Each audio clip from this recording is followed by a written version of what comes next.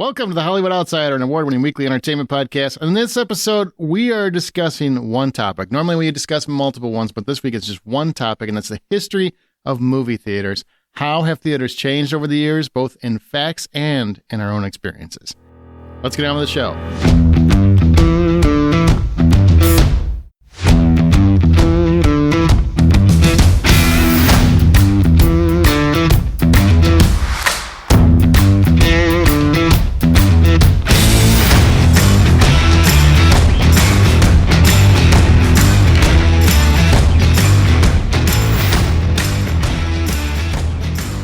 My name's Aaron Peterson. Joining me today, my fellow host, John Davenport. Hey, buddy. Hey, buddy. Hey, buddy. Troy Heinrichs. Hey, buddy. Hey, buddy. Hey, buddy. Well, how about a bloody buddy? Doctor, buddy. So the reason we're going to do this particular episode on the history of movie theaters is just because, well, one, news is still pretty light these days with, you know, the way that the strikes have been going. And yeah, they're ramping up and ending and being ratified and everything else, but we're still not getting a lot of news out. And I just thought it'd be interesting to take a look at where we are now versus where we were, where we started. And also just like how impactful that has been and how will Taylor Swift change it all? It's really what it boils down to. This is the roundabout way of you saying that this is all about Taylor Swift again? Always about Taylor Swift, isn't it? Well, she's changed football all of a sudden. That'll be over probably by the time you hear this, honestly. Let's be honest. She's writing her new album Offsides right now. That's what she's working on. That's the next one up. Sorry, Travis. It's the false start tour. Exactly. Track number 3, Never touchback. happened. No, but we're going to talk about, well, Taylor Swift. Look, I don't care who it is, all right? There's someone who has enough power, who's amassed enough power, however, to walk past the studio doors, not make a deal with them, and make a deal directly with the movie theaters. That's never been done in such a way. So, and especially to such enormous effect, like the overwhelming advanced ticket sales and ticket sales. By the time you hear this, just the ticket sales in general, how much money this concert film is going to rake in has never been done before in the history of film. It's changing film. Beyonce is going to have her concert film in December. It's already changing how movie theaters work. And it's fascinating. I don't care if it's Taylor Swift. I don't care if it's Rolling Stones. I don't care if it's Jay-Z. I don't care who it is. It's just fascinating to me that it's, once again, movie theaters are evolving to some other form. That could change. Maybe we start getting Super Bowls in a movie theater. Maybe we start getting big TV series finales in movie theaters. Wouldn't that be amazing? I mean, I know that they had a limited run for Ahsoka. They could do something like that with even bigger properties. There's a lot that could happen. So that's why I just want to go through kind of like the history of movie theaters and where we are and where you guys think we're going, as well as some listener feedback is really interesting in terms of what really has changed their perception of movie theaters over the years. I guess the big question I have before we get digging into the history is like, why hasn't anybody done the Taylor move before? Like, what stopped them from doing so? Is it that they didn't have enough financial backing to like sport the number of screens that they needed to have, or like perfect storm? I guess. I mean, let's wait until we get there because we're going to talk about that anyway. That's a great question to ponder. Gives you time to ponder because John does not have an answer for that. Not yet, but he will. I don't even know if I'll be able to think about one. Okay. All right. So we're going to go through these. Now, we're going to discuss each big moment, but I just kind of want to go through, like, here is where we started with movie theaters. So in 1891, the Edison Company invented the kinetoscope, which allowed one person to watch moving pictures, and by 1894, it was a commercial success. The first to present projected moving pictures to a paying audience were the Lumiere brothers in December 1895 in Paris, France. They used a device of their own, making the cinematograph, which was a camera, a projector, and a film printer all in one. So here's where the moving pictures began in many respects. Do you guys even remember any history on this? Like, do you remember researching this at any point other than this for this podcast? Do you know much about this? No, I don't think I've actually looked into a lot of this, with the exception of like minor stuff in art school where animation was involved. Well, I'm so glad John answered the question first then. the Lumiere brothers actually, I thought, really perfected the device from what the Edison company actually had. If the Edison company, when theirs came out, it was actually more like a steel frame and it was like not movable. So it wasn't really useful to do like actual movie film shooting. Plus it didn't have the projection option. When the Lumiere brothers put theirs together, they actually did a couple really great inventions. One is that they actually made it portable so that it could move around like the traditional camera would be done today. They did add the projection element. And what was really great was that they actually thought ahead of the problems that they would have, because the heat source from the lamp, when it was shining through the film, could actually destroy the film. And so they actually made a water goblet that would sit between the light source and the film to dissipate the heat. That way, if the goblet of water broke first, at least the film was still protected. So they really made a lot of technological advancements with non-technological things in order to make what we have in modern cameras today. John, you couldn't bring that? Couldn't bring what? Silence is golden. Wow. Well, I hope people are listening for the first time and realizing that they could do better. You know? You could just go do better. All right. Well, moving on. Thanks, Troy. That's what I was looking for. That's the kind of facts I wanted. So Okay. Just Troy and I are going to do this from now on. The ability to add color to film was first presented to the public in 1909, but it was done by hand and was not widely used until 1932 when the introduction of the 3-color process was introduced. So the advancement of color, this is something that I think is fascinating because it changes how we even look at film. And they still use black and white a lot up until, the 50s and 60s. They would still intermittently use black and white. So color wasn't the standard, I would say, until probably the late 50s, early 60s, because black and white, cheaper, easier to process. So what do you guys think in terms of nowadays when people use black and white, they're using it to kind of take you back in time.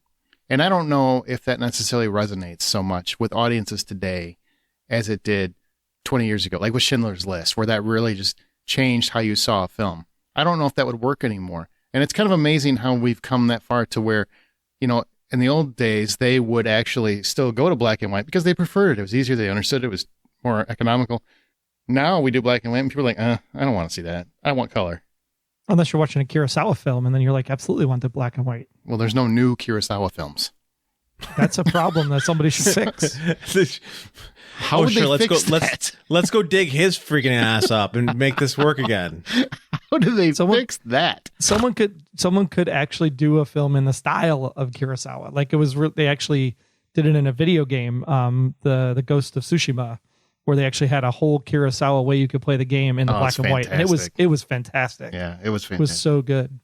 Chad Stahelski is doing that movie, and he's trying very, very hard to, I think, honor that style of film. So I don't know if he's going to try specifically that, but I think he's trying to make it authentically with Japanese spoken dialect and English subtitles. I don't know if that's going to fly with studios, but that's what I think he's trying to do. It would be amazing if he does, because the game was freaking awesome. It's a great story. Beautiful story. But yeah, the color concept I think is really interesting because you have to understand a little bit about art and you have to understand a little bit about how the human eye works. Most people would think in art, and our John would correct me if I'm wrong, but they would think that red and blue make purple and blue and yellow make green and all that stuff that we talk about. So they would think that you would use red, blue, and yellow as your primary colors, but the human eye doesn't see it that way. It's actually better to do red, blue, and green based on the gamma rays of the color and how that actually works with light waves. And so that's why the 3-color system was actually needed in order to make the color really work in film, because the human eye wouldn't be able to capture it the proper way without the 3 primary colors of the RGB. That's correct, because light combines color differently than pigment does. So the way you would assume that would work, because a lot of people work in pigment, it does not work the same in light. So that is correct. All right, let's move on to sound. So this is something that I have a special connection to recently. So sound was incorporated and finally delivered in the first full-length feature of The Jazz Singer in 1927. I think most people know that fact. But here's what you might not know. So Presenting Hitchcock. That's the podcast I do where we went through every single Alfred Hitchcock movie. And a lot of the early Hitchcock movies were talkies, right? And silent films. So we had both of those. So there's a period of film where it was silent with just the orchestra score and things like that. And then there are the talkies. Now, talkies, I think people sometimes misconstrue that to mean that that was when everybody was talking. Not necessarily. Sometimes it's just the track was added to the specific film. It just means there's sound incorporated into the film. Everybody understands that, right? Everybody here? Mm-hmm. Yep. While I went back, I've always had an aversion to silent films and the early talkies, the ones where it was really just music and title cards, right? And I've always had an aversion to it. So I go back and I rewatch several of these because of the Alfred Hitchcock podcast. And as I'm watching them, I'm realizing that I'm not being fair, because when you watch it in the perspective of not the modern lens, which I think is pretty common for most people to do. I don't want to watch that. God, that's old. I just want to watch new stuff and things blow up and new special effects. But if you watch it and you think about how just phenomenal this was at the time, the movie takes on its own life in many respects. You just see it through a different eye, I guess. You know, you kind of wake up to what the world was like at the time, and you get real insight into the Depression, into how people perceived male and female relationships in the time. You know, that was way different. You go watch the older movies, and there are guys just smacking women like it's okay. You know, it's just insane to me how obviously how things have changed, and that's good. You know, you get a good feeling of progress. There's a film that I watched, and it's actually from 1937. So there's obviously dialogue. There's people talking, blah, blah, blah, but it has blackface in it. You know, I think in this day and age, you would see that and you would be completely just disgusted and immediately, well, we got to cancel Alfred Hitchcock. But that was okay at the time for some reason. And it just gives you like a different view of the world and how far we've come, how different things are. And I don't think I would have necessarily had as deep an appreciation for the progress we made without going all the way back that 100 years to kind of revisit some of those older films that I had not really thought about in forever, and just got that peek into the times. So I highly recommend people that don't necessarily, you don't like silent films, you don't like those really talkies, you don't want to watch something where it's just orchestra score most of the time. I understand, but I do think it's important if you're a cinephile, if you're a film fan, and if you're just a study of human nature, because it really does open the window to how the world has moved forward. And what I thought was really interesting in the evolution of sound was the fact that if Edison Group was the ones that introduced us to the kinetoscope, which wasn't able to do the projection, then the projection comes over from the Lumiere brothers, but they didn't actually give up on the Edison side. Edison actually also made what was called the kinetophone, and the kinetophone was part of the kinetoscope, but again, it was a single viewing experience. And so the biggest challenge with getting to the talkies was specifically because of the fact that they didn't have synchronization. How do I take the recording of the audio, which you could play on a phonograph, and then make sure that it plays at the exact same speed and rate as the actual moving picture? And that's one of the things that Edison finally broke through on and developed something that was very similar to the apparatus known as the kinetophone, but instead it was basically a way to take the phonograph and tie it with a pulley system to the actual film projector. And that's how they actually got sound and picture to then connect and make the synchronization happen. And then ever since then, we were able to go and have the talking pictures that we know today. One of the things that I love from this era is actually paying attention to what passed for special effects back then. You know, when you sit there and look at the differences in how they shot things, because what they did is they decided that they understood that there's not a lot of depth perception happening in a film because you only have one eye that you're looking through. And because of that one eye you're looking through, you have the ability of layering images over what you're shooting so that it looks like one thing. There's I believe it's a Buster Keaton shot that's pretty famous, where it looks like he's gonna dive into this this hole that takes him through a building, but when you pull back and you look at the entire scene of what it actually is, it's him standing on the ledge of absolutely nothing. There's a floor in front of him, but between him and the camera is a matte painting, and that matte painting was done so expertly that it looked like it was an actual place that he was thinking about jumping into, which carries through cinema for decades. One of the things that people don't realize about what you're looking at in the original Star Wars movies are matte paintings in the background, the Bespin factories and Empire Strikes Back. Those are all matte paintings that you're seeing in the background. There's no green screen. It's not happening to the extent that it's happening, that it happens today. You're looking at something where a guy took a paintbrush to a giant canvas and painted out every little thing there in hand. The same thing with some of those scenes with all the stormtroopers. It's just a beautiful lost art to think about when it comes to what they did to make special effects work the way they did, and to the level in which everyone had their hands in it to make it happen. And they had that way back in 20s, 30s, 40s. I mean, revisiting all these films, I'm telling you, I've seen so many examples of that's a special effect, and obviously I can tell now, but at the time that was probably magical. And there's actually been a few that I've seen where I was just very impressed. Like, this is 1940, this is 1950.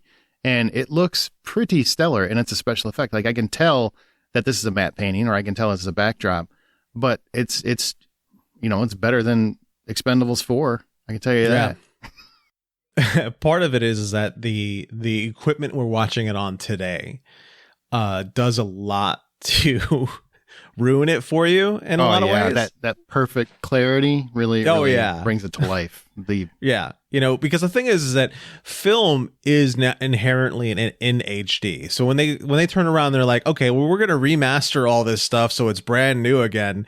You're seeing it in HD because, again, film inherently does that. And what we saw growing up on our televisions, or what we saw on the screen, was just what technology can do in the way of reproduction and the way of distribution and all that other stuff to make sure that it was cost effective.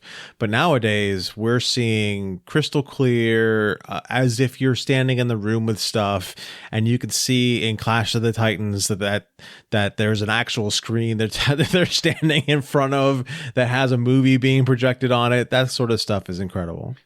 But in the movie, that's one thing that's lost, I think, on modern audiences, who see a lot of the stuff we grew up on, or the stuff that our parents grew up on, etc. On a TV screen, you feel like, well, that's just, how could you have enjoyed this? It's painfully obvious. We didn't have the effects you have now, so it looked amazing. Pegasus looked amazing back then. And even in the 30s and 40s, and, which is the kind of in the 20s, that era, if you would have seen it when those things came out, they looked amazing, as amazing as they could. To them, this was all new. It's basically just like when people first discovered Jurassic Park, or when they, first saw, Endgame, or the special effects in Endgame, things like that. Like that all, it felt just like that experience for you.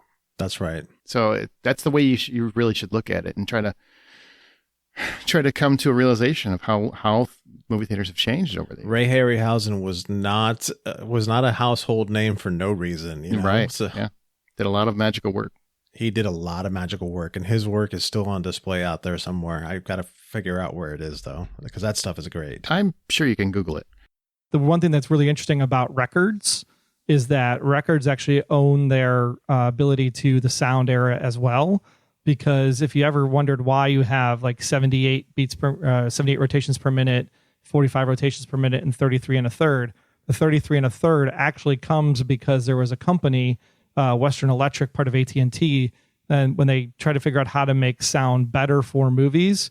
So that's what made the standard disc basically 16 inches in diameter, rotating at that 33 and a third, because it actually aligned to the standard 1,000 feet, 300 meters of 35 millimeter film. So the reel of film matched perfectly with the roundness of the record if it spun at that 33 and a third RPMs at 16 inches in diameter. So that was cool that the record actually owns its like history to the movies, if you will. That's interesting. All right, so let's move on to the golden age of cinema, which began in the 30s when audiences were desperate to escape the Great Depression.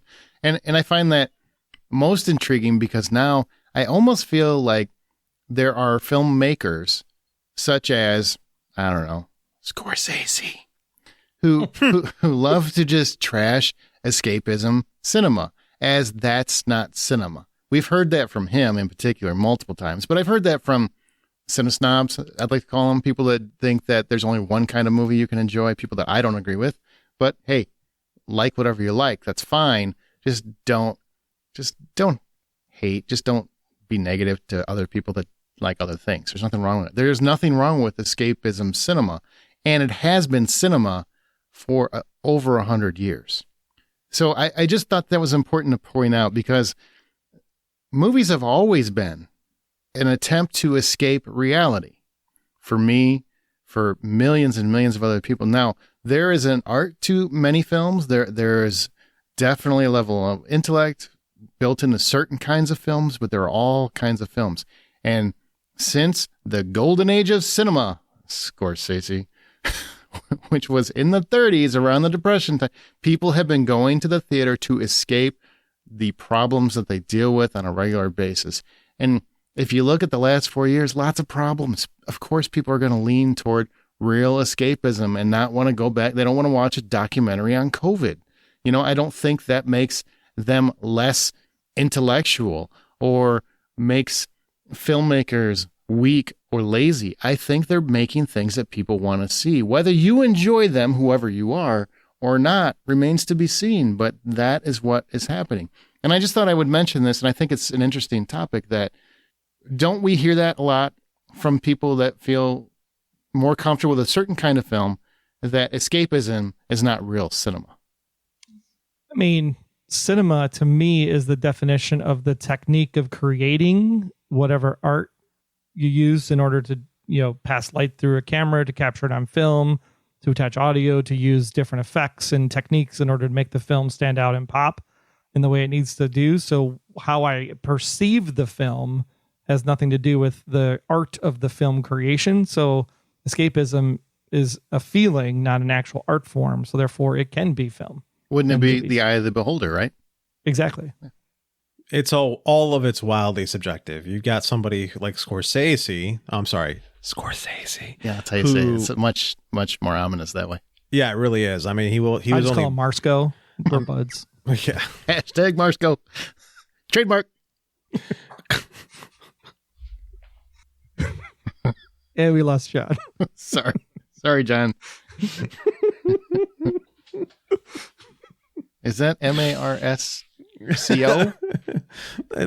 Can we order a whole bunch of monogram jackets for him so that he can feel warm and send it fuzzy? to him. Yeah. Yeah. That way everybody that wants to tweet that he doesn't like about it, they could just, hashtag. Hashtag Marsco. Marsco. Yeah. Mm-hmm. Oh my God. Okay, so just like any other art form, cinema is subjective, and whatever the reason why people are enjoying it is what the reason why they're going to the theater, right?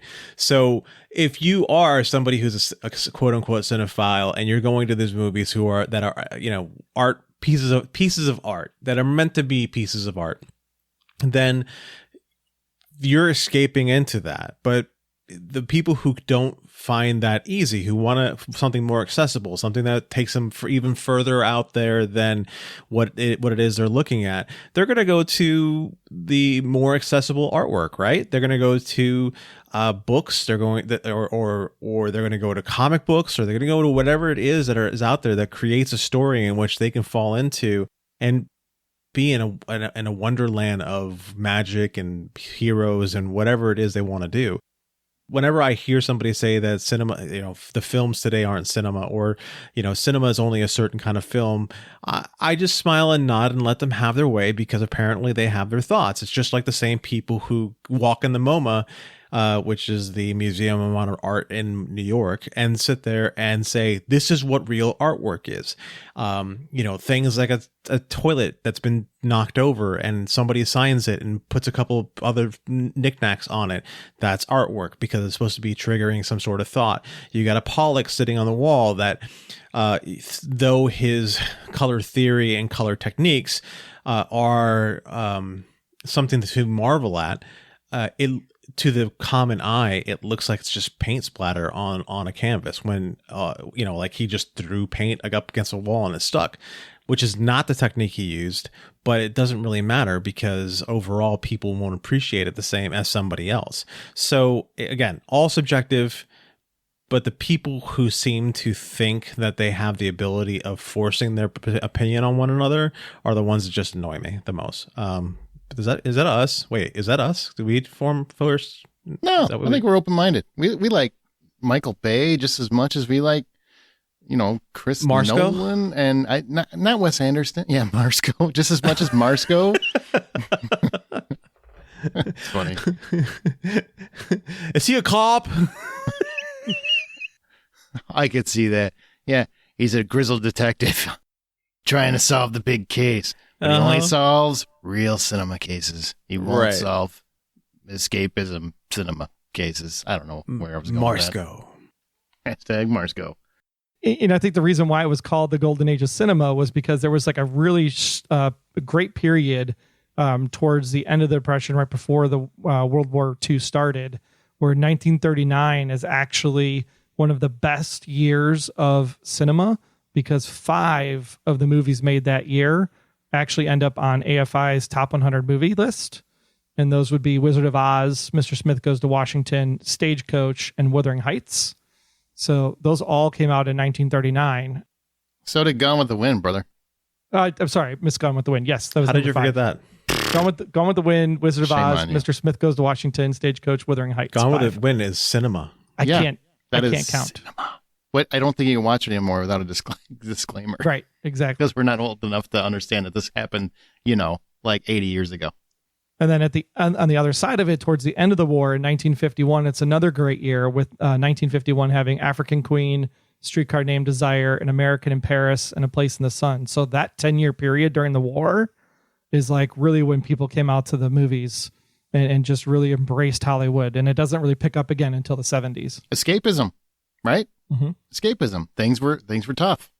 And in the 1950s, movie theaters had their first real big challenge, like as home TVs began emerging as a changing of the scenery. And it's funny to me because I've heard this multiple times in my lifetime. Movie theaters are dead. VHS came out, movie theaters are dead when I was a kid. DVD came out, movie theaters are dead. We got cable. Cable really exploded. We got cable TV. We had sexy cable shows, like just all kinds of sexy cable shows. And Red Shoe Diaries. movie theaters are dead. And then, of course, streaming. Movie theaters are dead. No matter what, I feel like those are people that just don't want to go to the movie theater, and that's fine. Hey, whatever you're happy with. But they seem to keep finding a way, just like life. Movie theaters find a way. It's amazing to me to think this has been going on since the 50s, where movie theaters have been basically declared as a dying format, where they just keep getting reinvented in different ways. And if you really think about it, you talk about escapism. The television in the 1950s, the biggest you could get was a 16-inch television. It took them almost 20 years to get it up to 25 inches. Can you imagine cramming your whole family around that? Yeah, Getting close, kids. Yeah, we're watching Streetcar Named Desire on a 16-inch TV. Can't even see the streetcar or the Desire. Experience. I mean, you need the kids up front so they can change channel for you. That's true. Oh man, it just reminds me when I was a kid when I had the remote with the cable on it. Remember that? Mhm. Like, Oh God. God forbid that you cl- actually that- walked over it and stepped on it and broke it. Jesus. That big like clicky cable box thing where everything is labeled a certain way. Oh God, it's so funny. All right. Well, that leads us to our next big change, and that was 1968. Ratings were introduced, and they've changed throughout the years. In fact, didn't we do a ratings episode where we just talked about did. rating? Yeah. Yeah, Yeah, we did. Invention of PG-13, I believe it was. Yeah, it was real Great episode, I think. Go listen to it. But ultimately, we still use these as a guide to determine how saucy a particular film is for other people. PG-13 was added in 1985, and that remains the most significant change of our era, except for, you could say, the TV ratings, but we're talking about movie theaters, so that doesn't matter. We're talking about movie theaters and movie ratings. So what do you think about that? Do you feel like in today's environment, we still need ratings, or do we just need to know what's in the movie? I mean, don't we actually... I think it's hard. It's like saying what's in my food, and we have food labels on everything. So I want to know what's in the food, but I also know I like Frosted Flakes and I like Fruit Loops, and I don't care what's in it. It tastes good, right? So if I see a trailer for a movie, I'm like, I'm going to go watch that movie. So I don't need the ratings. The ratings, I think, are a way to just make sure people aren't exposed to content that they shouldn't see at an early age. Just for families, right? Yeah, it's really a guide for kids. And honestly, it's like, even though Common Sense Media is a more religious-based run organization, I think Common Sense Media does a really great job, because it does the thing that most places don't do, which is takes the opinion of the parents, takes the opinion of the critics, and also takes the opinion of the kids, and say, like, this is the general assumption, because I think we also, as regulation agencies, border on too safe sometimes. Even with food and drug and whatnot, like the little extra factor probably isn't that big of a deal. So getting some more realistic perspectives on what these things could be. Like, I have a very mature 16-year-old. He could probably handle most TVMA without a problem. Daughter, on the other hand, probably couldn't have handled TVMA at 16. So, in that regard, I think it's really a matter of like you said, like, I just need to know like what's in the movie, because even now I feel like the TVMA is so blurred, because like TVMA meant sex, right? Like, you're going to see sex, and now you don't even see sex. You see simulated sex in a TVMA, but they still put sexual content as the title. And that makes it TVMA. Like, it's not really TVMA. It's like, it's no different than TV-14, because then you go look at what's on network TV and go, wow, that's really TVMA. They put a dude through a wood chipper on the blacklist. It's like, that should be TVMA. I've seen worse killings on Breaking Bad. Ratings, I think, are more accurate for the most part, except for they have the whole language thing, which that's a whole other podcast that we already did. But language is, I think, subjective as well. I think the rating system has its place, and it works for the people who are, let's call it, more sensitive to what they're seeing in a movie. But I know people who are so dependent upon those TV ratings, or not the TV ratings, the movie ratings. Fuck TV. We're not talking about that right now. Exactly. Troy. That was a dig at Troy. Fully accepted. Appreciate it. So, but I know people who need those to be able to make it through a movie, or decide they're going to go to a movie because they don't want to subject themselves to things that they don't agree with. So they're not going to go to a PG-13 movie because they don't agree with whoever's cursing in the movie. They're not going to go to an R-rating movie because they don't want to see boobies or whatever else that could possibly show up in the movies, or the killing, or any of those other things. But they'll go to a PG or even G because that makes them feel safe, and that makes them feel comfortable, and that actually fits into who they are as a person and what their beliefs are. So I think it's necessary. It's a good way for people to decide what they're going to watch based off of what they see in trailers, and on top of that, what they see in the ratings. And I think it's something that we do need.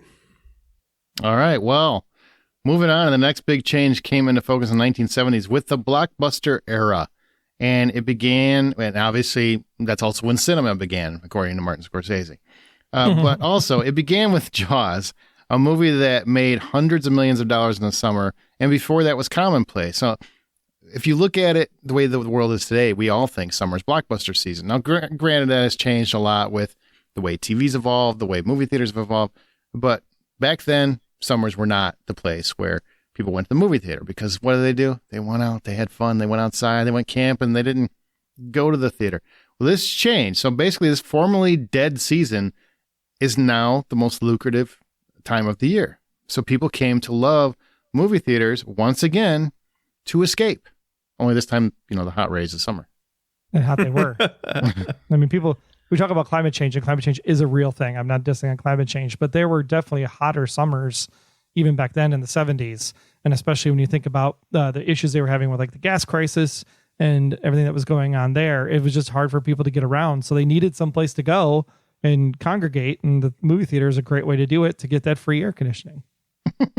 True. I mean, that's a factor, but I also think, we had more of a sense of community in many respects before we had all this available content at our fingertips, and that sense of community built through movie theaters. And I think it started in the 70s for sure, but it really just got amplified in the 80s with blockbusters and just having that communal experience. I mean, I think some of my best memories still to this day were as a kid going to a movie theater with lines and lines of people. And you think nowadays people get so aggravated with inconvenience, but that was exciting back then. Mm-hmm. It was just so thrilling because we weren't so impatient, number one. And we also didn't have a million other things to do because we didn't have smartphones. We didn't have streaming. We didn't have a million things to do. So we could be excited for what we were going to see. And we knew nobody was going to ruin it with their phone. And people had more respect back then, so they didn't talk. So all these factors, I think, just made for, from the 70s to the early 2000s, probably one of just the most exciting time I can imagine for movie theater experiences. Plus, it gave you the greatest canvas for movies too, because with 69 and the moon landing, you're now looking at, there's this whole space. What is space stuff? Let's make space stuff, and then we get things like Battlestar, and we get Star Wars and Star Trek, and it's like, this is amazing time to be in movies because the imaginative boundary of where you can go has just shifted enormously because of the space race happening in the early 70s. Late 60s into early 70s. Wasn't that just a movie? I thought it was all faked. Yeah, that was all fake. I mean, it never happened. It was the test. It was the test for Star Wars. It was the screen test. We did a special effects test. We just got Neil Armstrong to come down and do a little. We just need a person in the shot, if you could. Right. All right, now say this. That's amazing. Does it bother either one of you that we still have this blockbuster era? It's still. We're going to talk about the mega blockbuster, but the fact that blockbusters came out and kind of changed how people go to the movies, does that bother you, or do you feel the same way I do, that was an exciting period of your life and it also was a communal experience? My best memories from going to the movies all happened in the 90s and the early 2000s, where it used to be a communal thing. Groups of friends would go to the movie theaters to go see things, and we would go stand in line, or we would go hang out at the movie theater because of whatever reason. I was just reminiscing with an old friend of mine, and she and I used to go to the movies all the time, and I remember every single moment of those trips to the movies were each and every one magical and fun because of the kind of experience we had. So I think these days we are robbed of that whole magic. It's just not the same thing as it used to be because everything is a problem. Yeah, I mean, blockbusters are amazing. I just wish today's age we didn't have to think in terms of hundreds of millions of dollars to make a blockbuster. Yeah. I mean, John and I talked about it a few weeks ago, right? With The Creator, only costing $80 million. That could be easily a summer blockbuster type movie in a heartbeat because of how awesome it was, and the effects and the story and everything, if it gets released in July. But it doesn't, it gets released in October and it's no longer a blockbuster. And it didn't do very well. Yeah, and I think it's just, again, it goes back to marketing at the end of the day. So a lot of things with marketing really decide whether or not something is going to become a blockbuster. I don't even think it has to be in the summer. I just think we have this preconceived notion that blockbusters only happen in the summer. And I think that's something that we need to change as part of the next evolution of movie theaters as we move into the 2020s and 2030s. I mean, I think it's been shown over and over. It just takes a property that people get excited about. Chapter 1, when that came out, it came out in September, and I think it was Labor Day weekend or first weekend after that. Something, I don't remember exactly. I think it was September 7th or something like that. But when that came out, movies around Labor Day always flop. They were like the Jason Statham of releases and stuff like that. That's just the way that it was. Transporter 8, shit like that. And then that came out and it just blew everybody away. Massive opening, people got excited. Chapter 2 came out, that did well too. You had Deadpool, which I think opened in February, and that did bonkers business. We've had massive blockbusters in March now. We're getting October. They've had massive, horror films for years in that. But so it happens all throughout the year now. It's not just a certain month. It just has to be a property that people get excited about. Right. And that's the trick. It's finding a property that people get excited about. And also, we've talked about it on the show, and I know a lot of people love to comment on Twitter and everywhere else, right? Whenever a new property is getting rebooted, that, oh God, Hollywood, they have no new ideas. And this isn't new. This has been said in every freaking message form since they invented message forms. Hollywood has no new ideas. They're just remaking the same stuff. But when new original stuff comes out and we don't go see it in the movie theater, what happens? It flops. And then you don't see much more of that thing. Which is why we need to get more of that thing to do the Taylor maneuver so that we can bypass the studios. Maybe that's the answer. I don't know. Okay, so streaming impacted theaters next, right? Beginning with YouTube on February 14th, Valentine's Day, 2005. And then Netflix on January 16th, 2007 was followed by numerous other services like Hulu and the rest of them. And we're all familiar with that trend. But as COVID has weakened and streaming has kept inching up on its pricing, movie theaters have continued on, even reinventing what that means with performers such as Taylor Swift and Beyonce making those moves to reinvigorate cinema in their own way. So once again, I come back to movie theaters are dead. They didn't. They came back. Now, they came pretty close to dying. I'm not going to lie. There was a period in 2020 where I thought movie theaters this might be it. We might be down to just, a couple hundred across the nation, and that didn't happen. And everybody loves to say, well, what saves cinema? It's been a lot of movies. It isn't one. It isn't Barbie. It isn't. The closest one I can say that saved cinema is probably Spider-Man No Way Home, because that one came out and proved that we can still make a ton of money with these movies. And then all the horror movies that have come out that still managed to make money during COVID, because horror fans don't care. We're obviously not scared. So I think just keep going. People don't understand about movie theaters is that they only have the perspective of what a movie theater is today. Movie theaters used to be theaters. Like, they used to be actual theaters where you would see theatrical Broadway play musical type productions that then just added a screen to them so that you can see the movies displayed at the theater. Yeah, it can go either way that way. Right. And so movie theaters themselves didn't need to be saved because they're not movie theaters. They're exhibition houses. Oh my God. All right. You just had to spend all that time to get a technicality in. Is that what just happened? That's the thing. Movie theaters have to figure out a way today with the competition that we have because of YouTube and Netflix and other streaming services to do things that are now exhibition houses. So let's exhibit concert films. Let's exhibit Super Bowl. Let's exhibit an episode of Ahsoka. Not in one theater. Make it available everywhere, because damn it, I'm not driving to the one theater in Chicago that's willing to do this stuff. Mm-hmm. Like I think movie theaters have to stop getting in their own way also and take some of these steps in order to become more what they are, which is exhibition houses that literally show movies, but also show some other stuff too. And I think they would actually, the advent of the rent out a theater with all your buds and your brides and your best mans and whatever and parties for $99 to see an old film. Like, we did that for Christmas vacation with like 20 of our friends. It was amazing. Yeah, it's a great time. That's the kind of stuff they need to do to just keep that square footage space full. Agreed. 1,000%. Hey, we're going to come back to the history of movie theaters real quick. I want to introduce the trailer for our new podcast. It's sponsored by the Hollywood Outsider, inspired by a true story. It's an idea that's been in my head for a very, very long time. It's essentially true crime mixed with movies. You're going to like it if you really take the time to go listen. You can subscribe now. It's in your podcast feeds. And be sure to share it with any friends that you have. I mean, that would be greatly appreciated. It's a brand new podcast. It's so hard to break through anymore. There's like a bazillion out there. But I am very, very proud of what we've done here. And we've got a couple episodes out now. Cocaine Bear's coming, Scream's coming, Monster's coming, Catch Me If You Can is coming. There's a lot of movies that are coming, and you might be surprised about the details behind what inspired those particular movies. I know there's a few that took me by real surprise. Check out Inspired by a True Story. Here's the trailer.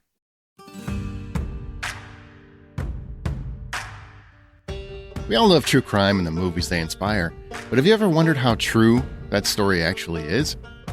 Welcome to Inspired by a True Story, where every 2 weeks our award-winning podcast hosts and film critics discuss the genuine details that have inspired some of the most memorable true crime movies around. Each episode will break down the crime or crimes that inspired a very specific film, and then discuss how factual that film is, versus how much is simply Hollywood magic. Inspired by a True Story is now available to listen and subscribe on your favorite podcast app, or you can always find episodes at inspiredbyatruestory.com. As fans, we all deserve to know how true our true crime is, so take a listen to Inspired by a True Story, and let's keep those artists honest.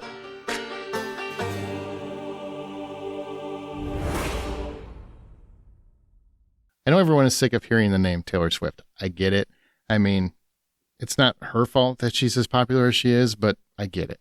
But that idea we're going to come back to. But I want to talk about the final big change, which was around 2010 when the mega blockbuster began to really take shape. And Hollywood economics began to move away from low to mid-budget fare to properties with massive budgets and even larger global returns. It became very much a global industry. And that's been going on a little bit before 2010, but really Marvel kind of amped it up when they started making their billion-dollar franchises. There's been a few other ones too, Pirates of the Caribbean, stuff. Disney's been very good about creating and crafting billion-dollar franchises. Harry Potter, obviously, is another one. But after COVID, many have come to believe that indie films can no longer survive in a mega blockbuster market except on streaming. And I've always been an advocate for, I want to see both movies in movie theater. There's nothing I love more than going to a movie every single week. And I do. I go every single week to a movie in a movie theater. I prefer movies over TV shows. It's my preference. I want a story that actually ends and doesn't get canceled by some dickhead in a suit. So I want to see how something ends. And I love a movie theater experience. To me, it's just a nostalgia. It's my happy place, whatever. That's where I want to be when I enjoy my entertainment. And, you know, I don't care about the mega blockbuster market. I mean, that's great. Make them. People want to see them. I don't think you can really sit there and just keep poo-pooing it because you don't like it. If you don't like it, it's fine. But other people love them. But I do wish more people would take on A-list or something along those lines. Some Regal, every theater house has this now, where they have some kind of all you can see pass. You know, you pay $25 a month or $30 a month, and you can see all the movies you want.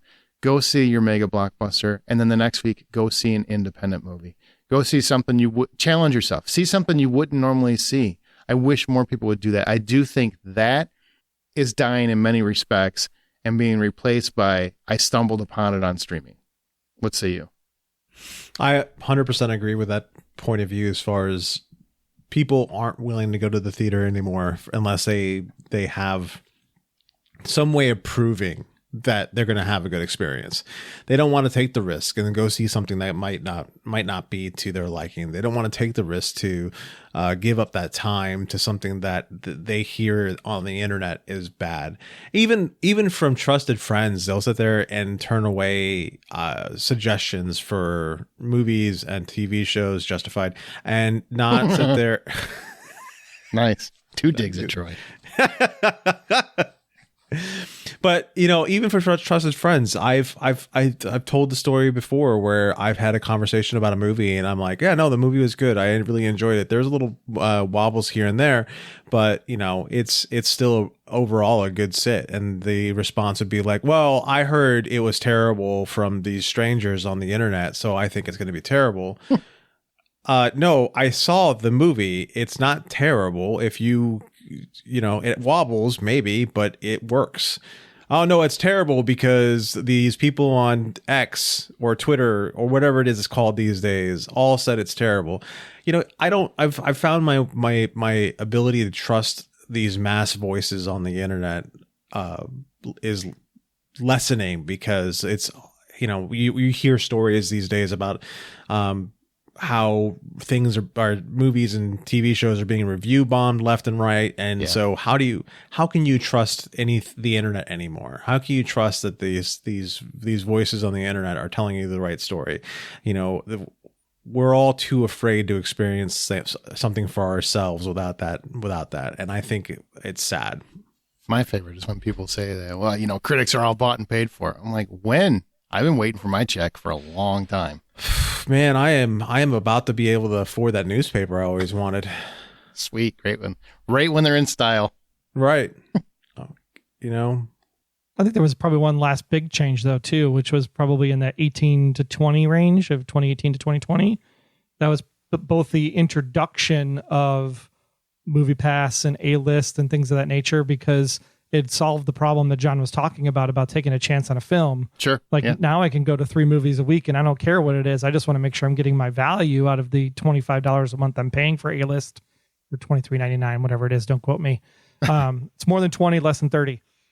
Which is still less than the original Movie Pass, which was $40. And it does depend on back in the day. It does depend on your market, so you wouldn't get it right all across the board anyway. But I think the big thing that's going to be the most interesting thing to watch is going to be the dissolution, I think is the right word, for the Paramount decree, which basically, if you remember back in the 40s, Paramount Pictures basically got sued and said you can't actually own movie theaters and show your own stuff in it because it'd be antitrust. Well, now they're saying that there's so many companies that the companies themselves could own their own movie theaters. So when you think about it, and it's funny because in that decree, it actually said that Paramount Pictures could not own exhibition houses. To go back to my point earlier. Oh, Jesus Christ. This is all to connect to that. I got it. But the big thing there is that what happens when Apple buys a movie theater, or Disney buys a movie theater, or Peacock or Comcast buys a movie theater? I think that's going to be very interesting to see how that would play out over the next 10 years, because I think that could be a major monumental shift, especially in how we're thinking about, could Taylor Swift buy movie theaters and just buy screens in order to say, like, I'm going to buy as many screens as I possibly can to show my stuff. Right. I think that's a very interesting concept that the Paramount dissolution basically allowed happen, is we can buy and own whatever we want now, which is interesting. Hold on. I got a really good Tim Cook impression right now. Ready? Mm-hmm. Welcome to the Apple movie theater, the movie theater that's going to bring you the best, the very best of every experience. Apple is going to introduce the one thing that's going to make these movies the better than any other movie theater is going to be able to do this. It's popcorn. Oh, what? Because it's not popcorn we've had before. We've taken the time to learn and how to make popcorn even better than the rest of everybody else. Right. I know that was a concern since that was dissolved. Well, it takes time, and they're coming out of the pandemic still. I don't think they're going to do that, though. They have to consistently benefit from it in order to do it. Now, I could see someone of maybe Google or Apple size do something like that, because they have money to just blow. Like, it's gone. Right. Disney has a lot of money, but they don't have Apple money. You know, Warner Brothers has a lot of money. They don't have Apple money. So I don't think it's necessarily going to happen. Here's where the straw hits the camel's back, because there's conversations that Disney is looking at selling off ABC. So you take the cash influx from selling off your TV arm of your business so you can focus on the movie part of your business, and then you take that and purchase a bunch of movie theaters with that influx of cash. I mean, it's a conspiracy theory, I know, but... No, I mean, there's some value there. They don't do anything unless they're going to make a fortune off of it. And I can't see any way that they make a fortune off that. I don't see how that. The only advantage is to someone like an Apple, who has a streaming service that doesn't do very well, but has very, very well received products on it. So I could see them doing that to give a bigger canvas to the works that they have, and doing something where they incorporate their TV shows, they incorporate their movies, and they just, you know, that I could see. Disney, I don't see them do. I just don't see how they benefit from that. They would have to have so many theaters to make it worth their while, and they would have to have consistent mega blockbuster after mega blockbuster, and they're struggling with that right now. And the Apple Theater, the Apple iBeacon and Apple Tags basically detect your phone on the Find My network and basically make your phone inoperable for the run of the movie. Oh, now you're turning me on. Yeah. Now you got me. Oh, that's pretty hot. That's sexy. I mean, people would be mad and they would protest it, because how dare you ruin their device for the time of the movie. However, it still would be pretty hot. Right. However, they're still going to buy the USB-A to USB-C to Lightning dongle for $20. I hate when you use the word dongle. But speaking of hot, let's get back to the hottest act apparently in music right now, who is potentially fundamentally changing how we see movie theaters. Now, what's funny is I think movie fans have talked about this forever. Like, we've wanted big events at movie theater. I know Troy and I've talked about this every year. Can we get the Super Bowl at a movie theater? This would be freaking awesome. You just have food and people can actually, it's okay to eat in this particular venue or something like that, or eat, their snacks, and you can talk during this one because it's a Super Bowl and you want that communal experience. That sounds fantastic to me. Why aren't we doing stuff like this? Taylor Swift, for people that don't realize, or I can't remember if we explained it at the beginning, but rather than go through a studio and have a studio produce her concert film, which means that she's going to have to give the studio X number of dollars. Rather than doing that, she went directly to theater chains and made a deal with them to release her film that way. So she's getting the money directly to her. Beyonce doing the same thing, working that same kind of deal out. So do you think this could change, like Troy is alluding to, the exhibition houses, aka movie theaters, to evolve to not just show movies, but really do massive events, do World Cup soccer, do, hockey championships, basketball, NBA finals, things like that, things that get people excited and they want a communal experience again. Yeah. Could you imagine like a whole wing? Like we have this at the AMC that I go to. There's a whole wing on one side and a whole wing on the other side. And then the 4 IMAX Dolby Cinemas are in the middle by the concession stand. But I'm just picturing like the entire wing on the right side. And like every Final Four contest is up on a screen, and you can just walk in and out of each. You buy a pass for the day, and you can just go and watch whatever game you want to watch, and you bounce between the theaters, come and go, pick a seat, doesn't matter. Go get some grub at the concession stand.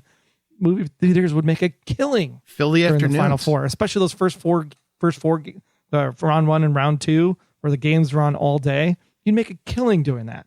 And you know what? You've got a lot of theaters that are being used for 2 or 4 seats because the movies are played out, whatever.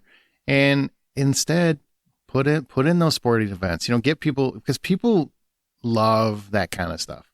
And it's not just sporting events. There's a lot of different things they could do. And I just love the innovativeness that she showed. She wasn't going to waste time going, and maybe this was her like supporting the strike movement, or maybe that's why she was going to bypass the studios. Like, I'm not going to go do that because then I'm kind of shortchanging someone else. Maybe, I don't know. I don't know her personal intent. All I know is it's a shrewd business move that could open the door for stuff we wanted to see happen at movie theaters for a long time. And I don't want, granted, I'm sure some people are probably like, we don't want to hear that ruckus coming from another theater. Well, that's, your theater should have some sound protection for that because they blast movies and you shouldn't hear most of it. So same idea. Think about Monday Night Football. Monday Night Football is huge, right? But not everybody watches Monday Night Football because you're the only one to watch your team that's on. So let's say, the Bears and the Packers are playing on Monday Night Football. Like, imagine the market movie theaters would be able to take in for a Monday night game if they had 6, 7, 8 showings on a Monday night, because Monday night's usually a dead night for the theater. Mm-hmm. Like, put Monday Night Football on. I would much rather go to the movie theater. The movie theater has a bar. The movie theater sells pretzels. The movie theater sells chicken. Movie theater sells pizza. Movie theater sells popcorn. Like, I am set for a Monday Night Football game to sit there for 3 hours rather than sitting on a hard stool in a pub where everybody's just overly loud and you can't hear what's actually going on in the first place. Sure. I've often talked about the theater that I love the most around here, which is a sit down and eat kind of theater. And I think about the idea of showing these sorts of events at that theater and how they have a wait staff. They take your order. You can go and order whatever you want, a candy, an actual burger that tastes like it was done by a really good chef and not some kid behind the counter who has a runny nose, stuff like that is just pretty impressive in the way of what they can do. They'll bring you beer. Beer is important, especially if you're going to sit down and watch a game. They'll bring you wine. For some people, that's important too. They'll bring you mixed drinks. All that is a great way for these theaters to evolve into being able to serve a certain group of people in which they're going to the theater to see games. That would be great. If they're going to the theater to see television shows, okay, so you're back in the movie realm where you don't really want to interrupt in the middle of the theater. But if you're showing a couple episodes of a television show back to back, that would be like the last 3 episodes of Ahsoka. That would be pretty cool as far as an experience is concerned. And I'm sure a lot of people would enjoy that. There's a lot of things that theaters can do that would be able to help them evolve into being able to serve more people. But what I think the most important aspect is to improve upon concessions so that A, they're making more money off of their concessions by delivering better quality, and B, having more options. Yeah, I mean, I'm just even thinking, when you think Taylor Swift kind of money, and maybe that's what she was able to sidestep and everything, the NFL has such ungodly amounts of money that the NFL would be prime to make a deal, because if Amazon has the rights to Thursday Night Football and the Sunday Ticket is with YouTube, but they don't air the Monday night game, like take the Monday night game and just sell it to AMC, or at least regionally somehow sell it to AMC, so that when that team is on, those AMC theaters in that region benefit from that. And same thing, 55-45 split that Taylor's getting. And I think there's other ways that they expand it too. I just had this experience. Okay, I was looking, and don't hate me, I love Chris Isaak. For whatever reason, I love his music. It makes me calm. Maybe because it's sad music, and sad music makes me calm. But I was looking at getting concert tickets, and they were like $180 for tickets. I'm like, look, I like you, Chris Isaak. I do not like you $400 worth on a holiday weekend or whatever it was. $800 minimum to start to go see U2 at the Sphere. Right. Isn't that insane? Insane. So think of concert. There's so many people that would love to see those shows, and they can't, like Taylor Swift, right? So now they get to see her big concert. Do the same kind of thing, but do it more like live. So you get to have the experience. Okay, they're playing in Chicago. Well, all those suburbs necessarily can't make it out. So you do, you're ended up watching the screen from the frickin' stadium anyway.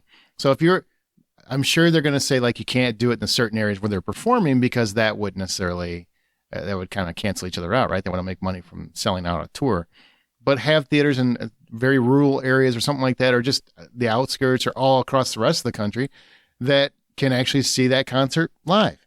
Or a comedian stand-up like Dave Chappelle. You can see him at the movie theater. You can see his show, and you're getting part of that live experience to some degree. I think that would be like exciting, innovative ways to kind of evolve movie theater. And don't get me wrong, I still want movies, most predominantly. I'm just saying that there are other avenues that they can go to create excitement about going to the movie theater. And I think by doing stuff like that, it reinvigorates people to go back to the movie theater that have become kind of taken aback from it. They don't like it. It's too expensive, blah, blah, blah, blah. I'm like, well, it's too expensive, but I get you're getting a bunch of content, but you're paying $150 a month in streaming services at this point. Yeah, and the fact that we have YouTube channels where the production quality of YouTube shows is so high quality, and the technology used to stream those shows is relatively inexpensive. There's no reason why. Tina Fey and Amy Poehler were recently here in Chicago, and they did, I think it was 3 shows over the weekend, and that was it. 3 shows. Manny Patinkin was in Chicago on October 12th, and then on Saturday night. The Saturday show completely sold out. I got tickets to the Thursday show at the last minute and was able to get like the upper 2 corner seats for the Manny Patinkin show. It's Manny freaking Patinkin. Behind a post. Right? Why isn't this being like simulcasted? Like, that's the thing. We always talked about simulcasting on this channel and simulcasting on that. Let's simulcast this stuff into the movie theaters, because people can't get a ticket because it's only 2 nights.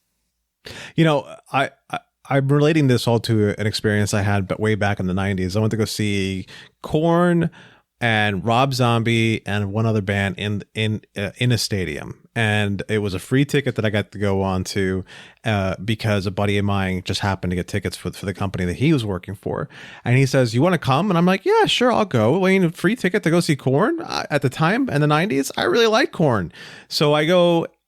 And we discovered that we had seats in a box seat area. So we had box seats. We were away from the crowd. We could still see the stage pretty well, but we also had our own private television to see what was going on directly on stage. And my God, if it wasn't one of the best shows I've ever been to, just because of the amount of comfort it was and how fun it was, and we didn't have to deal with any sort of bullshit for being on the floor. It was just being able to enjoy the live experience on the screen, but also look over and see it there in front of us. I can totally see simulcast and being able to go to a theater and enjoying that so much more than going to an actual concert. So what were your personal biggest changes in regards to movie theaters? Like what movies or experiences changed your perception of theaters? You know what I'm saying? Like in terms of... Oh, yeah. I mean, it was very, very easily the day that I was able to walk into the movie theater and actually leave the movie theater with my shoes still on my feet and not stuck to the floor, because we like moved to carpeting instead of concrete, because people would just spill their drinks and gum. That was the biggest thing for you? Oh my God. There was one theater that was like a budget theater, and it was so like, I loved going there because it was $4 for a movie. But the cleanliness of it was just so bad, and it got to a point where you couldn't even clean it up anymore. So you literally was like walking to your seat, and it's like, it was so nasty. And even now people are still nasty with whatever happens in those chairs. But the biggest thing I think is just comfortability, like Arjan was saying, is really at the end of the day, like being able to have these like reclining chairs, sit back, relax, kind of like some people even bring blankets to the theaters now.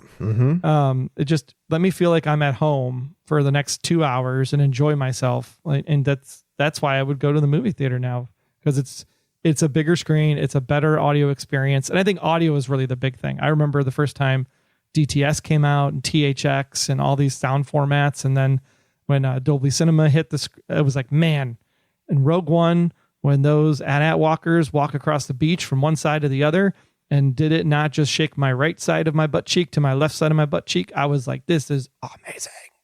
I thought it was funny. I think the first time I went to a Dolby Cinema sound experience was with you, Troy, to see A Quiet Place.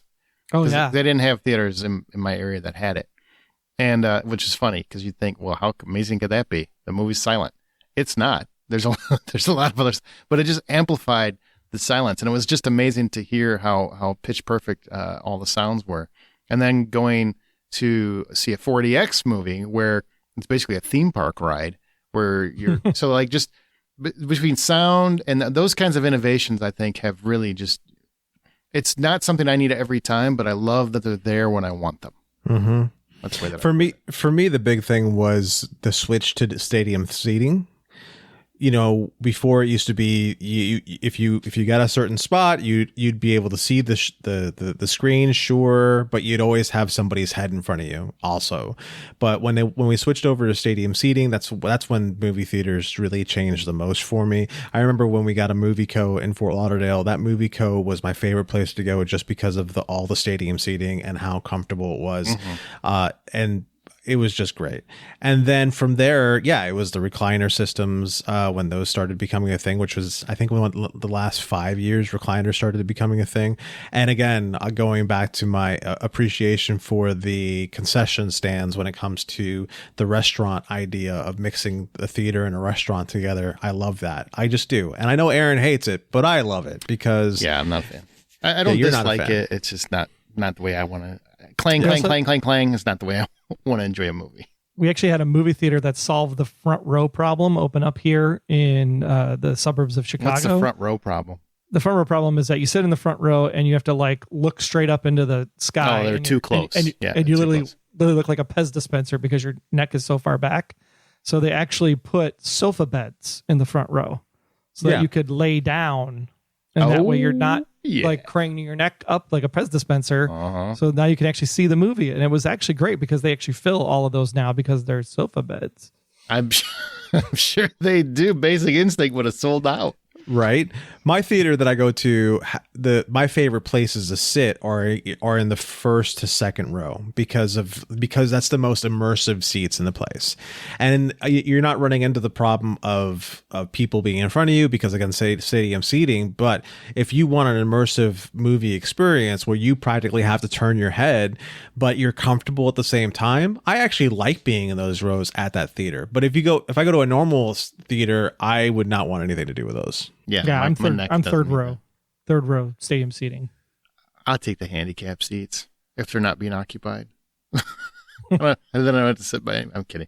So I want to like kind of segue. I'm tying it into what some of the listeners commented. Well, actually, I would say reserve seating. Now that you mentioned that, Aaron, reserve seating is the thing that's really the thing that really changed for me because I was talking. I'm trying to get to reserve seating, and you're cutting me off before I get there. So give me a minute, and I'll get there. It sucks, doesn't Damn it? it, yes. It just sucks. It Yes. sucks when he does that. You're in the middle of I'm a just- good ass thought, and you're like, I'm gonna totally get there, and then here comes Troy, just clapping his fucking big ass feet into the whole that damn thing. Breathe. Let me finish. So Jason West, we had asked people what they thought about changing, evolving movie experiences, da da da. Da.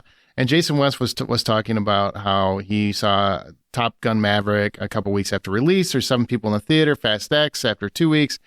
5 other people.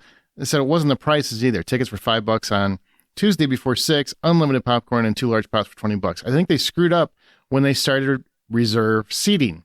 I think the future of theaters is less seats, more comfortable seating, and maybe full service food. Think restaurants surrounded by movie screens, true dinner in a movie atmosphere. Now that's not something I want, but that is something that John wants. I'm so with you, bro. I don't mind having the dinner. I want the dinner before the movie, though. It's a 2-course thing. Okay, so the way this place works it out is that they're taking your order way before even the trailers come out. Your food is been delivered to you usually by the time the first trailer comes out. You don't see a waiter anymore when the movie starts. But I smell the food. I mean, it's fine. Like Alamo Drafthouse does that, and I like the way they do it. And it's not much better, but it's a little better. Probably because it's a little more ruffian. It's not so fancy. His theater is a little ridiculous. But anyway, back on topic. I've been to his theater. It's really nice. Yeah, it's very, very, very nice. Reserve seating. I don't like reserve seating. I do and I don't. Okay, I do like having the fact that I know I can go and I can sit where I want to sit. Here's what I don't like is I don't like how it's changed my theater experience because, I liked getting there and getting those good seats and feeling good about it. I got here and I got them. Nobody shows up early anymore. There's never that situation where you might end up having to sit by people that really like improve your experience. I've had so many of those over the years where you see a comedy and people are just having a great time and it makes your time better. You see a superhero movie or you see something, bombastic where you see little kids having a wonderful time. I don't get bothered by kids having a great time in the movie theaters. If you know it's a kid's movie, there's going to be kids. Shut up and let the kids enjoy it because you did when you were one. That part, I get really aggravated when people are like, shut up to a kid having a great time at a movie that's obviously for families. That happens way too often.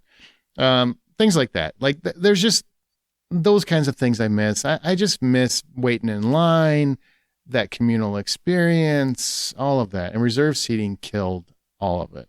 I do get the pluses, and I'm not going to say I don't love some aspects of that, but I miss the community feeling that we used to have. I think we still have the community feel. I think the people that are diehard cinema people that book those seats and reserve seating are the diehards. They know these center seats are important. AMC knew it was so important that they even charged $1 more for them for a limited time, and then changed their mind. They decide. I think that what is interesting about reserve seating is the people that don't understand the concept of reserve seating. So I know that there was a If you tell me I don't understand the concept of reserve seating, I'm going to punch you through the microphone. there are people that will sit in your seats, and there was actually a big news story about a gentleman who basically came up and asked a couple to move from the seats because he had those reserved seats, and then the guy beat him down, and then there was a whole manhunt to go find him because he didn't understand that reserved seating is reserved seating. I like reserved seating because one, I'm an AMC A-lister. I know the procedures. I know the timing. I know that it's 25 minutes before the movie starts. I know I have to skip Nicole because I'm so freaking tired of seeing Nicole on screen. And the best thing about reserve seating is that I can buy 4 tickets for the 2 seats that I want. And then when you book the 2 on either side, you cancel right before the show, and then nobody sits next to you. Yeah, I don't mind people sitting next to me. It doesn't bother me. Like, that's something other people get bothered by. I don't. If there's a packed audience is my perfect movie. I love it. I absolutely love it. Even though you're going to get people on their cell phones, you're going to get people talking. Sometimes that happens. My God, learn to enjoy the movie sometimes. Sometimes I think people get too focused on that. Don't get me wrong. I get it's frustrating. But there are times where, if you get an audience that's packed, usually they will shut those sons of bitches up. They will tell them to put their phones away. Like when you have a packed audience, that stuff doesn't fly because a whole crowd of people are behind you. They want them to knock that shit off too. And I love that experience. I'll never, ever not love that experience. This was Jason, right? Jason, like Yeah. I agree with you. We can do something better to make the seats more comfortable and all that other stuff. The number one thing I think we can do is literally make the, not even big, like TV tray. Think like a TV tray width, right? You're sitting at the TV and it's, horizontal, like that size of a TV tray. Just put that, you have 2 seats, TV tray, 2 seats, TV tray, 2 seats, TV tray. Because then you have that space to put your purse or your coat or whatever. Like that's the thing there's nowhere to put your crap that you bring into the Bring theater. less crap. It's wintertime in Chicago. It's cold Put it on your downtown. lap. Jesus, you're making this very complicated. I sweat during the movie. It's 2.5 hours. I I'm don't hot. care. There are some places that actually have TV trays that I've been to that aren't my fancy theater. Sean Coates said, luxury cinemas. 10 years ago, I used to work for Cinepolis Luxury Cinemas. At the time, they were one of the first cinema chains that did the dinner and movie concept, where waitstaff would bring you food as you'd watch the movie. The theaters had recliner seats with little swivel trays for your food along with, and a call button to summon waitstaff. Jesus Christ. Not sure if this concept is caught on elsewhere, but here in California, they're everywhere. That's too bad. Yes, that is caught on for most of the country. Actually, I have a CMX now in Chicago, John. Very nice. Yeah. Those CMXs I have are not pretty cool. I've not gone there yet because I'm an A-list subscriber.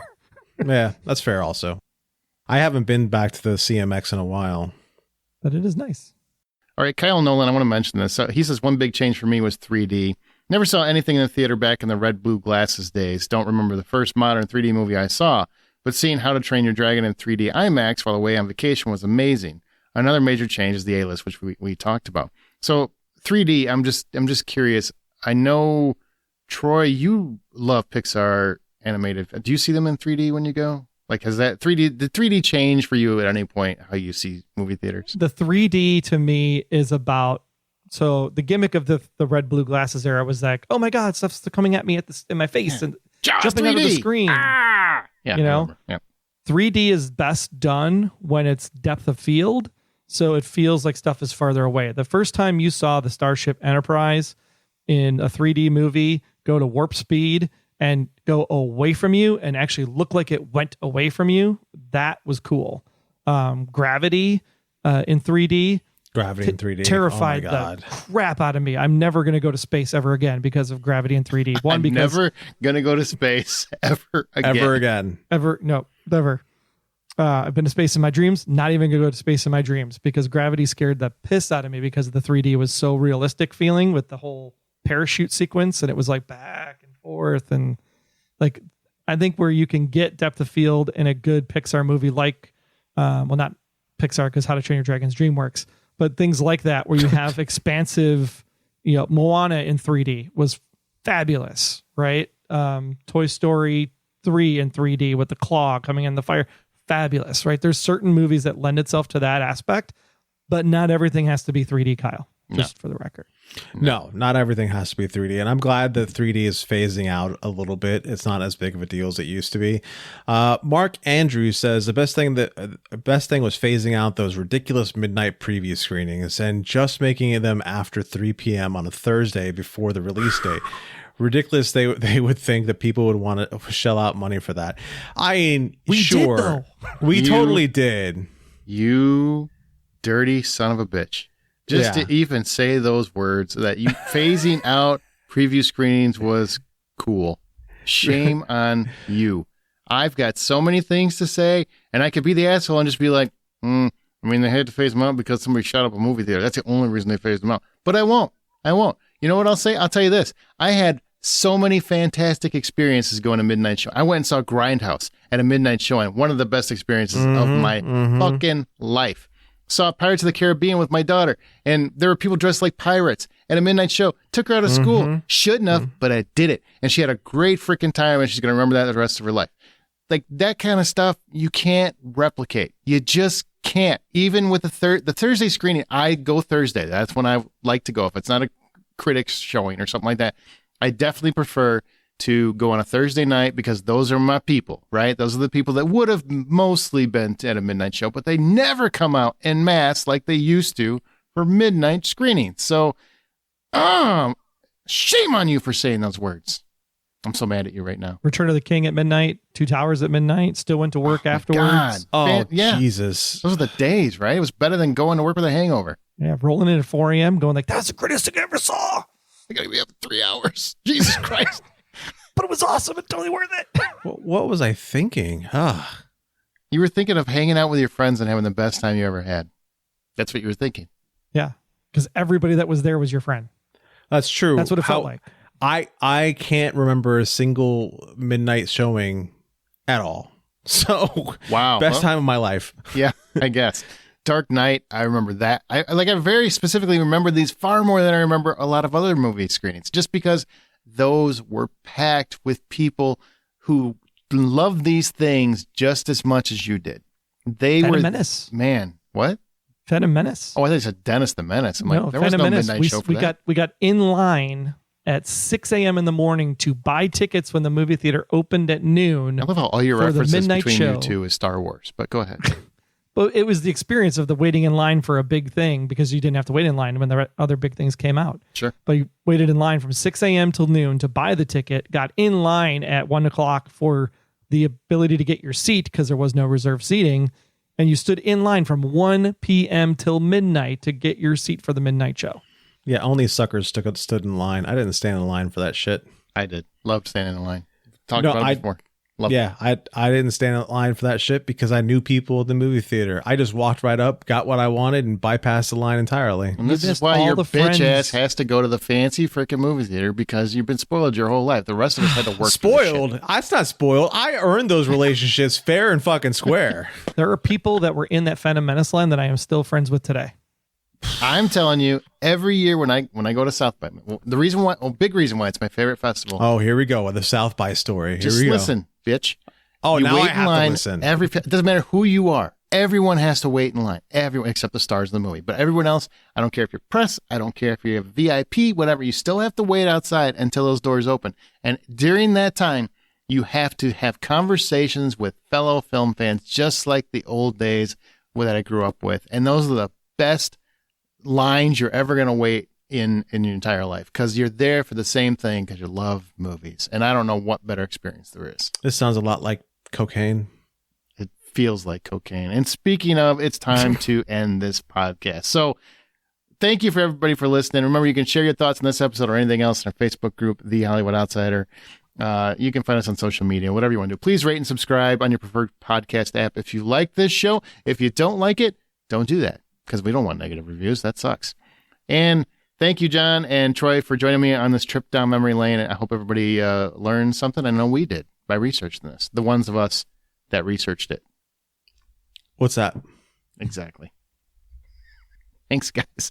All right. And remember, the next time you head to a movie theater to see whatever it is that you want to see, buy popcorn. I didn't mention the couch, because this is all about movie theater. Exactly. I was going to say, like, don't say the couch. This is a movie theater. I was episode. right there. I'm like, I remember when I expanded that and it broke my heart, but I don't have to for this one. Buy popcorn. It broke your heart a little bit. You were never the same. I died inside. Or pretzel sticks, or chicken wings, or whatever else. Icings. Root beer Burgers. floats. What's your standard whenever you go to a movie theater? We get a pizza, popcorn, and a pop. What do you get? That's so much food. That is a lot. It's of usually food. dinner for us. Like, that's our dinner. I usually get Twizzlers or Reese's Pieces, and then not a pop. I do the sparkling waters that have the Ahas. Oh, Jesus Christ. You're way too fancy for me. No, That's not fancy. It's just not soda. It just sounds fancy. Kids Pack is the best deal in the house. Popcorn, drink, and a fruit snack for $8. I don't understand. Always taking like the cheapest deal you can find. Maybe that's how you have like a life savings. Here's why you buy the Kids Pack. Because the Kids Pack comes in a box. And then you can take your popcorn and you can pour it into the box and pour all the butter and salt on it that you want and shake it up the way it's supposed to be done, not just the friggin' top layer of the giant large popcorn. Go with me. I'll show you how you can do this without having to do that nasty straw gimmick. And you just got to get it down. I go with somebody who he goes and says, "Okay, I want a large popcorn." They say, "Great," and they start filling it up. He's like, "Oh, whoa, one scoop," and they go, "Okay." They hand him to this popcorn with one scoop. He runs over to the butter machine, loads it up with butter. He runs back. He goes, "Okay, another couple of scoops," and then he goes in back and forth like that the entire way. Okay, that guy's an asshole. So is this That's why is this the same guy that is okay looking at his phone during the movie? Yeah, I can't comment on that anymore. God damn it! I There's also can't why see the a movie butter- with him ever. Just so you know, The butter I can't. should be at the counter and not someplace else. Slows the whole process down. Well, I just don't understand why you need that much butter, but that's just me. Yeah. Although It's he not picks, butter, by the way. yeah, it's not butter; it's just oil. I can't believe it's seen as butter. It's butter if you went to the ArcLight, which doesn't exist anymore. Okay, we got to go. Bye.